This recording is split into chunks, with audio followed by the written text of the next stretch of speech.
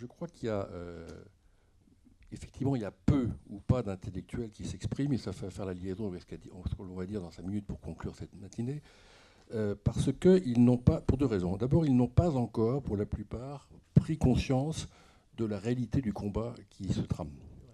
Pour paraphraser Onfray, pardonnez-moi, mais c'est un de mes auteurs favoris, Décadence, je fais partie de ceux qui croient que les civilisations sont mortelles, et nous sommes, dans les civilisations occidentales en tout cas, dans une phase en déclin.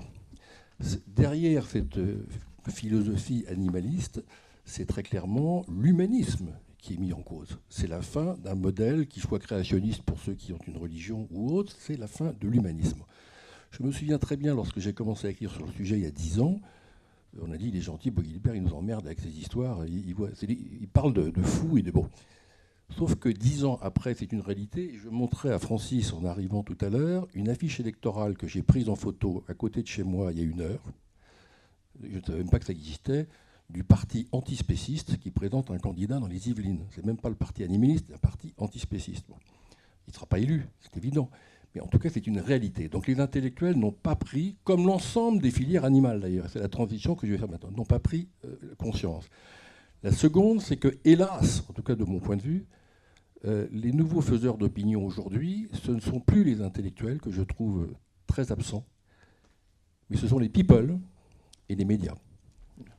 Or, les animalistes ont très bien su jouer la carte des people, un de leurs chantres d'ailleurs, dans le manifeste du Parti animaliste, le décrit. Les people sont un excellent relais.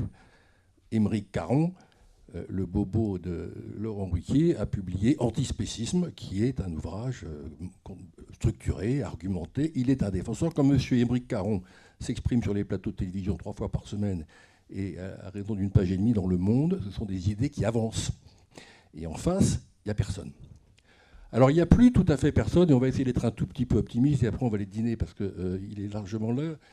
Mais la bonne nouvelle, elle est qu'après des années et des années d'efforts, la plupart des filières que nous avons, nous les veneurs, mobilisés, pas seuls, mais largement nous, le monde de l'élevage, la FNSEA, le monde des courses, comme l'a dit Pierre de Roy tout à l'heure, le monde du cirque, le monde de l'expérimentation animale, la Société Centrale Canine, le LOF, l'équivalent pour le chat, le monde de certaines filières comme le foie gras, les poules, tous impactés par cette montée en puissance de cette pensée, et effectivement par les révélations, et là je rejoins complètement Francis Wolff, des excès que notre modèle économique produit, c'est-à-dire la choseification de l'animal et la non prise en compte de sa sensibilité.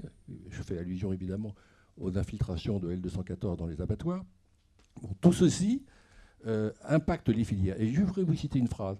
Nous avons créé un forum qui s'appelle Homme, Animal et Société, qui se réunit régulièrement 1 fois par mois depuis 1 an et demi maintenant, et dont la Société de Vernerie, grâce à vos dons, et je vous en remercie, est membre actif. Et dans ce forum, il y a notamment Christiane Lambert, qui est devenue récemment la présidente de la FNSEA, après en avoir été la première vice-présidente. Et lors d'une des dernières réunions que nous avions, où il y avait eu encore je ne sais combien de presse dans le mois écoulé, sur des scandales d'abattoirs, sur des villes qui refusent les cirques avec animaux maintenant, sur le décret qui est maintenant publié de Madame Royal sur la fin des cétacés, etc. Je dis, pendant la réunion, c'est un véritable raz-de-marée. Et Christiane Lambert dit, non, Pierre, ce n'est pas un raz-de-marée, c'est un tsunami et on n'est absolument pas préparé. C'est-à-dire que la première filière animale, le premier syndicat, l'élevage, est pris de court. La transformation des abattoirs, la transformation des méthodes d'élevage, la mise aux normes en fonction des directives bien-être animal, nous ne sommes pas prêts. Bon, ça, c'est vrai. Donc, aujourd'hui, la prise de conscience est totale. La bonne nouvelle, c'est que nous ne prêchons plus dans le désert. La prise de conscience est totale parce qu'elle ne peut pas ne pas être totale. Point numéro 1. Point numéro 2, ce forum existe, Homme, Animal, Société. C'est un lieu de discussion où on échange, on est en veille permanente. Toutes les veilles des uns et des autres sont mises en ressources. Donc tout ce qui sort, tout ce qui est écrit, toutes les initiatives, on est au courant dans l'heure. C'est un lieu où nous produisons des éléments de langage. Car l'idée, comme vient de le dire Francis, c'est d'avoir des arguments à opposer à nos adversaires. Je fais une petite digression encore. Effectivement, c'est l'animalisme, l'antispécisme, pardon, c'est la disparition des animaux de compagnie. mais je l'ai écrit dans la revue de Vinery. Souvenez-vous, Wayne Passel, qui est le président de la HSUS, la plus grande multinationale du droit de l'animal, qui était aux États-Unis et qui finance PETA et toutes les organisations qu'on connaissait, disait il y a 5 ans, notre but ultime, c'est une société sans viande et sans animaux de compagnie. Bon. Ça veut dire qu'ils acceptent l'idée qu'il n'y a plus de vaches, il n'y a plus de cochons, il n'y a plus de veaux, il n'y a plus de chiens, il n'y a plus de chats, etc. Bon, je ferme cette parenthèse. Bon. Donc ce forum est lancé, nous y discutons, nous avons publié un manifeste, et qui est un manifeste qui repose sur une notion humaniste de la relation à l'animal. Je crois que le nœud gordien du système, c'est ça.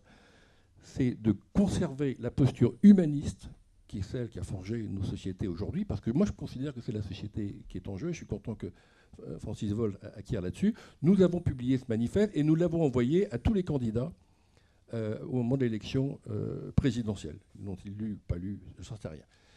Nous avons lancé ce forum en présence d'un grand nombre de parlementaires de tous bords, et nos actions vont commencer là, lors que la prochaine législature va commencer, donc après les élections, et nous allons faire un travail important sur les parlementaires, les politiques, les journalistes, et pour ce faire, il y a un comité scientifique dont Francis Wolf est un des membres, dans lequel on retrouve sur le plan juridique Renaud Denoy de Saint-Marc, que vous connaissez, le professeur Bernard Denis, des sociologues, des éthologues, des vétérinaires, des philosophes, des historiens, des archéozoologues, parce que c'est important de réfléchir à l'histoire de la relation animale. Bon, donc un certain nombre d'intellectuels nous pilotent, nous aident dans l'argumentation, dans la mise au point de nos arguments, dans la production de nos documents. Nous allons faire des tables rondes, nous allons aller au-devant des médias, et nous allons probablement, je l'espère, prendre la parole dans les médias à travers une déclaration, même ordre que celle qu'ont fait les 30 intellectuels auxquels vous faisiez allusion. Je crois qu'il est largement temps que des intellectuels qui ont une autre vision s'expriment aussi. Il faut inverser ce mouvement. Si on ne le fait pas, je ne suis pas sûr qu'on chasse à court dans les 30 ou 40 ans qui viennent, et même pas sûr du tout, et je ne suis pas sûr qu'on mange encore de la viande. Voilà. Donc c'est un vrai sujet de société. On n'a pas du tout parlé de chasse ce soir, c'est un peu peut-être frustrant pour certains, mais c'est vraiment notre combat à tous aujourd'hui, c'est de défendre cette société humaniste qui est très, très, très menacée dans nos sociétés occidentales aujourd'hui. Bonsoir.